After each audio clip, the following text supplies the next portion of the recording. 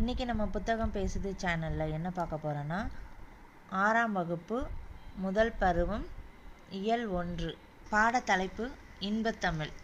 இந்த இன்பத்தமிழ் லெசனுக்கு கீழே ஒரு கவிதை பேழை கொடுத்துருக்காங்க. இந்த கவிதை பேழை எழுதுனது யாருன்னு பார்த்தீங்கன்னா பாரதிதாசன். இந்த கவிதை பேழை எழுதுனது யார்? பாரதிதாசன். பாடத்துக்குள்ளே போகிறதுக்கு முன்னாடி நுழையும்னு சொல்லிட்டு ஒரு பேராகிராஃப் கொடுத்துருப்பாங்க. இந்த பேராகிராஃப் நம்ம படிக்கணும். நமது தாய்மொழியாக தமிழை தமிழ் இலக்கியங்கள் போற்றுகின்றன. தமிழ் வணக்கம் தற்கால இலக்கிய மரபாக ஆகிவிட்டது. பாரதிதாசன் தமிழை பலவாறாக போற்றுகிறார். கண்ணே மணியே என்று குழந்தையை கொஞ்சுவதும் உண்டு. அதுபோல அவர் நம் செந்தமிழுக்கு பெயர்கள் பல சூட்டி மகிழ்வதை காண்போம். இப்போ இந்த லெசனில் நுழையும் முன் சொல்லி இந்த பாக்ஸில் கொடுத்துருக்காங்க. இதில் பாரதிதாசனை பற்றி சொல்லியிருக்காங்க. பாரதிதாசனை பற்றி ஏன் சொல்கிறாங்க அப்படின்னா, இங்கே இருக்கிற கவிதை பேழையை எழுதினவர் யாருன்னு கேட்டிங்கன்னா பாரதிதாசன். இங்கே இருக்கிற கவிதை பேழையை எழுதினது யாருன்னா பாரதிதாசன். என்ன கவிதை எழுதியிருக்காரு அப்படின்னா, தமிழுக்கும் அமுதென்று பேர் அந்த தமிழ் இன்ப தமிழ் எங்கள் உயிருக்கு நேர். இங்கே ஸ்டார் கொடுத்துருக்காங்க. அப்போ இது மனப்பாட பாடலில் இங்கே பாருங்கள் 1 2 3 இந்த மூணுமே மனப்பாட பகுதி. இதை நம்ம இப்போ ரீட் பண்ணி பார்ப்போம். தமிழுக்கும் அமுதென்று பேர் அந்த தமிழ் இன்ப தமிழ் எங்கள் உயிருக்கு நேர். தமிழுக்கும் அமுதென்று பேர் அந்த தமிழ் இன்ப தமிழ் எங்கள் உயிருக்கு நேர். இந்த 2 வரி நம்ம சினிமா பாடல்லையே இருக்குது. தமிழுக்கும் அமுதென்று பேர் அந்த தமிழ் இன்ப தமிழ் எங்கள் உயிருக்கு நேர் அப்படி சொல்லி இந்த பாடல் இருக்குது. ஞாபகம் இல்லைன்னா அந்த பாட்டை 2 தடவை கேட்டிங்கனாலே உங்களுக்கு இந்த வரி ஞாபகம் வந்துடும். நெக்ஸ்ட் தமிழுக்கு நிலவென்று பேர் இன்ப தமிழ் எங்கள் சமூகத்தின் விளைவுக்கு நீர். தமிழுக்கு நிலவென்று பேர் இன்ப தமிழ் எங்கள் சமூகத்தின் விளைவுக்கு நீர். தமிழுக்கு ஃபஸ்ட்டு வரியில் தமிழுக்கு அமுதென்று பேர் அப்படின்னு சொன்னார். இங்கே பார்த்தீங்கன்னா தமிழுக்கு நிலவென்று பேர். தமிழுக்கு ஒவ்வொரு பேராக சிறப்பை சொல்லி சொல்லி அதை பாடிட்டுருக்காரு இந்த பாடலில். தமிழுக்கு நிலவென்று பேர் இன்ப தமிழ் எங்கள் சமூகத்தின் விளைவுக்கு நீர். தமிழுக்கு மனமென்று பேர் இன்ப தமிழ் எங்கள் வாழ்வுக்கு நிருமித்த ஊர். தமிழுக்கு மனமென்று பேர். இங்கே என்ன வச்சுருக்காரு? தமிழுக்கு மனம் அப்படின்னு பேர் வச்சுருக்காரு. தமிழுக்கு மனமென்று பேர் இன்ப தமிழ் எங்கள் வாழ்வுக்கு நிருமித்த ஊர். இது மூணுமே இது மூணும் மனப்பாட பாடல். இதுலேருந்து இது வரைக்குமே உங்களுக்கு டெஸ்ட்டில் கேட்பாங்க. மனப்பாட பாடல் முதல் 4 வரி எழுதுக.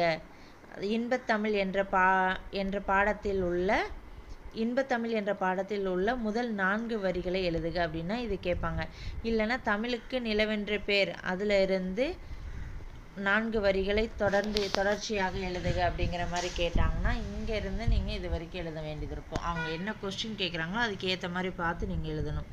ஆக மொத்தம் நம்ம படிக்க வேண்டியது இந்த 6 லைன் நம்ம படிச்சுக்கணும். நெக்ஸ்ட்டு பார்த்தீங்கன்னா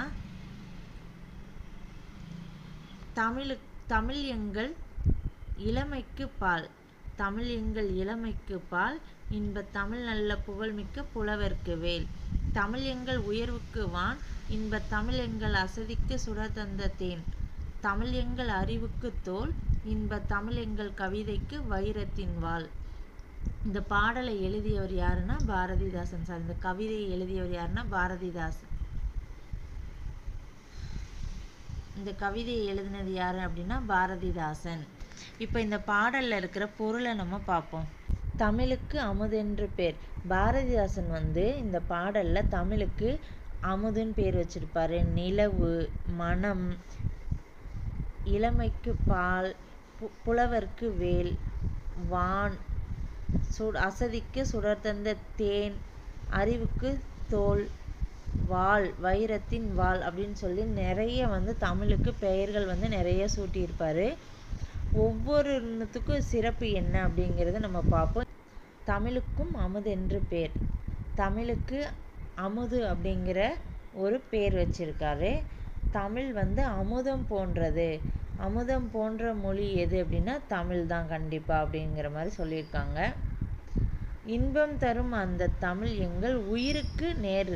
அதாவது அந்த தமிழ் இன்பத்தமிழ் அந்த இன்பத் தமிழ் வந்து எங்களுக்கு உயிருக்கே இணையானது. நேருனா என்னது? இணையானது அர்த்தம். நேர்னா என்னது? இணையானது. அப்போ தமிழுக்கு அமுது என்று பெயர். அந்த இன்பம் தரும் அந்த இன்பத் தமிழ் வந்து எங்கள் உயிருக்கு இணையானதுன்னு சொல்லியிருக்காங்க. நெக்ஸ்ட் வந்து தமிழுக்கு நிலவென்று பேர். தமிழுக்கு வந்து நிலவு அப்படின்னு ஒரு பேர். அந்த இன்பத் தமிழ் வந்து எங்கள் சமூகத்தின் விளைவுக்கு நீர். சமூகம் அப்படின்னா மக்கள் குழுன்னு அர்த்தம். சமூகம் இந்த கீழே இந்த பாடலுக்கு கீழே வந்து சொல்லும் பொருளும் கொடுத்துருப்பாங்க. அதில் சமூகம் அப்படிங்கிறதுக்கு மக்கள் குழு அப்படின்னு அர்த்தம். சமூகம்ங்கிறதுக்கு மக்கள் குழு அப்படிங்கிற பொருள் கொடுத்துருப்பாங்க. நீங்கள் கீழே இருக்கிற சொல்லும் பொருளுமே வந்து இந்த மனப்பாட பாடலில் எங்கே இருக்கோ அதை அண்டர்லைன் பண்ணி வச்சுட்டு படிக்கும்போது உங்களுக்கு இங்கேயும் படிப்பீங்க. நெக்ஸ்ட்டு கீழே போய் படிக்கும்போது அதுவும் உங்களுக்கு என்ன மீனிங், அதாவது என்ன பொருளுங்கிறது உங்களுக்கு நல்லாவே தெரியும். ஸோ இங்கேயும் எப்பயுமே வந்து இங்கேயும் அண்டர்லைன் பண்ணி வச்சுக்கோங்க. சமூகத்தின் விளைவுக்கு நீர். விளைவு அப்படின்னா வளர்ச்சின்னு அர்த்தம். விளைவு அப்படின்னா வளர்ச்சின்னு அர்த்தம். அப்போ சமூகத்தின் விளைவுக்கு நீர். மக்கள் குழுவோட வளர்ச்சிக்கு அடிப்படையான நீர் போன்றது தான் எங்களோட தமிழ் அப்படின்னு சொல்லியிருக்காங்க. நெக்ஸ்ட்டு வந்து தமிழுக்கு மனம் என்று பெயர். தமிழுக்கு இங்கே என்ன பேர் வச்சுருக்காரு? மனம் என்று பெயர். அந்த இன்பத் தமிழ் வந்து எங்கள் வாழ்வுக்கு நிருமித்த ஊர். நிருமித்த இங்கே அண்டர்லைன் பண்ணுங்கள். நிருமித்த அப்படின்னா உருவாக்கிய. இந்த தமிழ் வந்து எங்கள் வாழ்வை வந்து உருவாக்கிய ஒரு ஊர் மாதிரின்னு சொல்கிறாங்க. நெக்ஸ்ட் வந்து தமிழ் எங்கள் இளமைக்கு பால். தமிழ் வந்து எங்கள் இளமைக்கு காரணமான பால் போன்றது. அந்த இன்பத் தமிழ் நல்ல புகழ் மிகுந்த ஒரு புலவர்களுக்கு ஒரு வேல் மாதிரி, ஒரு கூர்மையான ஒரு வேல் மாதிரி. வேல் எப்படி வந்து ஒரு கூர்மையான வேல், அந்த இன்பத் தமிழ் நல்ல புகழ்மிக்க புலவர்க்கு வேல். அதாவது ஒரு நல்ல புகழ் மிகுந்த புலவர்களுக்கு கூர்மையான வேல் போன்ற கருவி தான் வந்து எங்கள் தமிழ். ஏன்னா புலவர்கள் வந்து நல்ல பாடல் இசைப்பாங்க. அவங்களுக்கு இப்போ ஒரு வீரருக்கு வந்து கருவி அப்படின்னா அவங்களோட இந்த கத்தி, போர்க்கருவிகள்னு சொல்லுவாங்க. அதுதான் வீரர்களுக்கு ஒரு ஆயுதம். அவர்களோட ஒரு கூர்மையான கருவி அப்படின்னா அவங்க வச்சிருக்கிற ஆயுதங்களை எல்லாமே சொல்லுவாங்க. ஆனால் ஒரு புலவர்களுக்கு கூர்மையானது வேல் போன்றது எது அப்படின்னா நம்ம தமிழ் மொழி தான் அப்படின்னு சொல்லியிருக்காரு. யார் சொன்னா? பாரதிதாசன். தமிழ் எங்கள் உயர்வுக்கு வான் அண்டர்லைன் பண்ணுங்க. இது வந்து கீழே கொடுத்துருக்க மாட்டாங்க. வான்னா வானம்னு அர்த்தம். தமிழ் எங்கள் உயர்வுக்கு வான். அதாவது தமிழ் எங்கள் உயர்வுக்கு, நம்மளோட உயர்ந்த எல்லையாகிய வானம் வானம் எப்படி இருக்கோ அதே மாதிரி தான் எங்களோட தமிழும். எங்கள் தமிழ் வந்து எங்கள் உயர்வுக்கு எல்லையாகிய வானம் போன்றது. இன்பத் தமிழ் எங்கள் அசதிக்கு சுடர் தந்த தேன். நம்ம சோர்வாக இருக்கும்போது தேன் வந்து நமக்கு எவ்வளோ உடம்புக்கு நல்லதோ அதே மாதிரி தான் எங்கள் தமிழும் எங்களோட அசதிக்கு சுடர் தந்த தேன் அப்படின்னு சொல்கிறாங்க.